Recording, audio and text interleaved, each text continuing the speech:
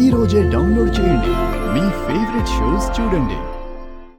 బావకి ఏ గండం ఎదురు పడదంట, కానీ బావ పూజలో కూర్చోనంటున్నాడత్తయ్య.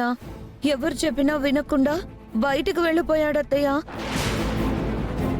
ఈ పూజలో బావ కూర్చుని తాళి నా మెళ్ళో వేయకపోతే నాకు నా మొగుడు ఉండడు, నీకు కొడుకు ఉండడంట.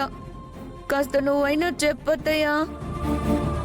లేదమ్మా, నా కొడుకు ఏ హాని జరగకూడదు. ఆ పూజ ఎట్టి పరిస్థితుల్లో ఆగకూడదు. వెంకి వెనక్కి తిరిగి వస్తాడు, నీ మెళ్ళో తిరిగి ఆ తాళిని వేస్తాడు. హా, ఉండమ్మా, నేను ఇప్పుడే వెంకికి నచ్చ చెప్తాను. నచ్చ చెప్పు. అంతే కదా మమ్మీ. అత్తయ్య చెప్తేనే ఆ పొగుడి బావ చచ్చినట్టు తిరిగొస్తాడు. అందుకే ఆవిడికే ఫోన్ చేశాను. అత్త, అక్కడ నీ కూతురు తాళికి ఎనర్జీనిచ్చే దీక్షని చెడగొట్టడానికి ఇక్కడ నా మెళ్ళో నీ కొడుకు కట్టిన తాళి ఊడిపడింది.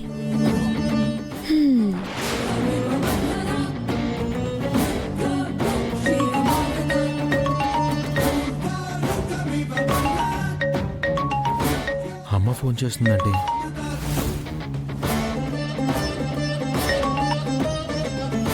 హలో అమ్మా.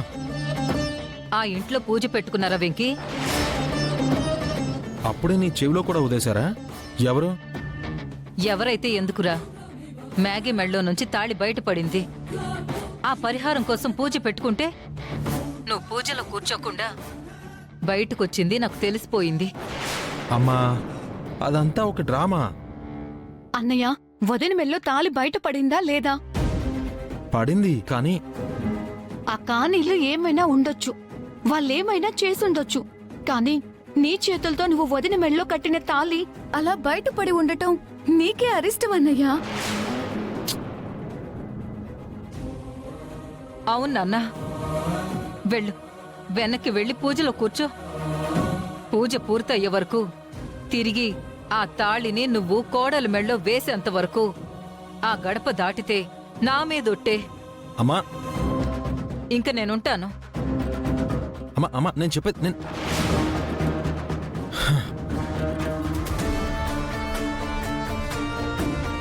సరే అమ్మీ, నేను కిందకెళ్ళి డ్రామా ఆడతాను. నేను పిలిచినప్పుడు వచ్చి. ఓ, ఓకే మమ్మీ.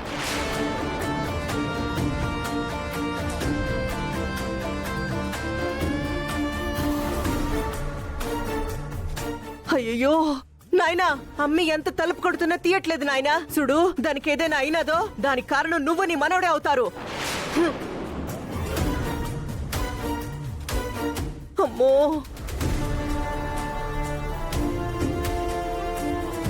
అల్లుడు. పంతులు గారు, మీరు పూజ మొదలు పెట్టండి. అల్లుడు వచ్చేసాడు. అమ్మీ, నువ్వు రా తొందరగా. అల్లుడు వచ్చాడు, రా అమ్మీ తొందరగా. వస్తున్నా.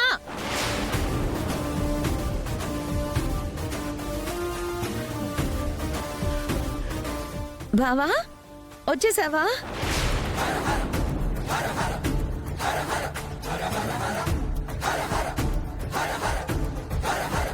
బావా, చాలా థ్యాంక్స్ బావా. నా కోసం వచ్చేసావు కదా. రా బావా, కూర్చుందాం. నువ్వు కూర్చో, నేను ఇప్పుడే వస్తాను. బాబు, వస్త్రాలు మార్చుకురండి.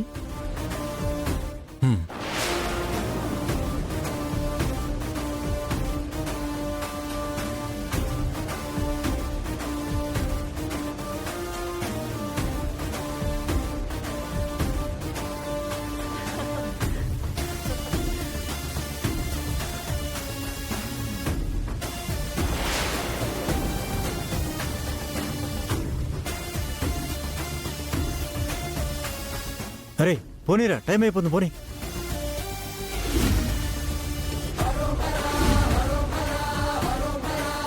రాజు,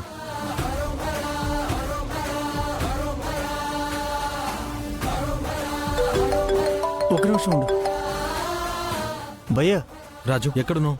ఫ్యాక్టరీకి బయలుదేరాను భయ్యా. రాజు, నువ్వు అర్జెంటుగా నాకు పని చేయాలి.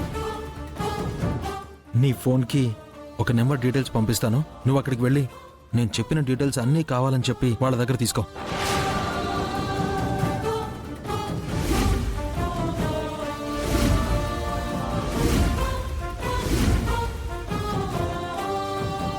సరేనా?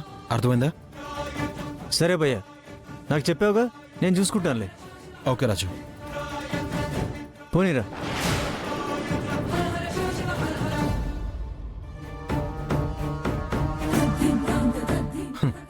అత్త, నీ కూతురుని అడ్డం పెట్టుకుని నీ అతి తెలివి ప్రదర్శించి నేను కాళ్ళు బయటికి వేయకుండా ఎత్తుకి పై ఎత్తులు బాగానే వేస్తున్నావు కదా.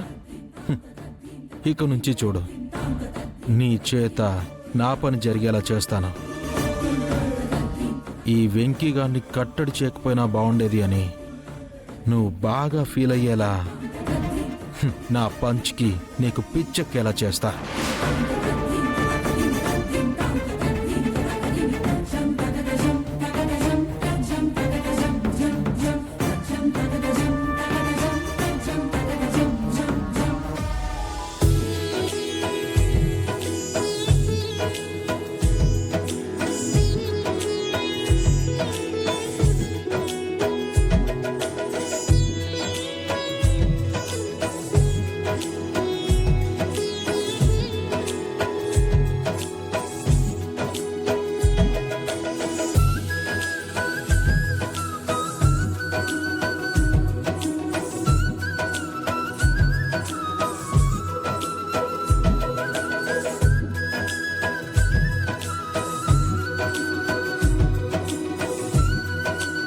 కూర్చో మనవడా.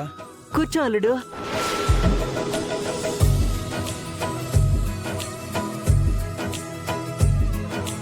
అల్లుడేందో ఆలోచిస్తున్నాడు నాయనా. నీ గురించి ఆలోచిస్తున్నానత్తా. నా గురించా? నా గురించేం ఆలోచిస్తుండావు అల్లుడు? నీ కూతురు మెళ్ళో నుంచి తాళి జారిపడిందని, నాకు హాని జరగకూడదని తెగ ఫీల్ అయ్యి పూజ జరిపిస్తున్నావు కదా.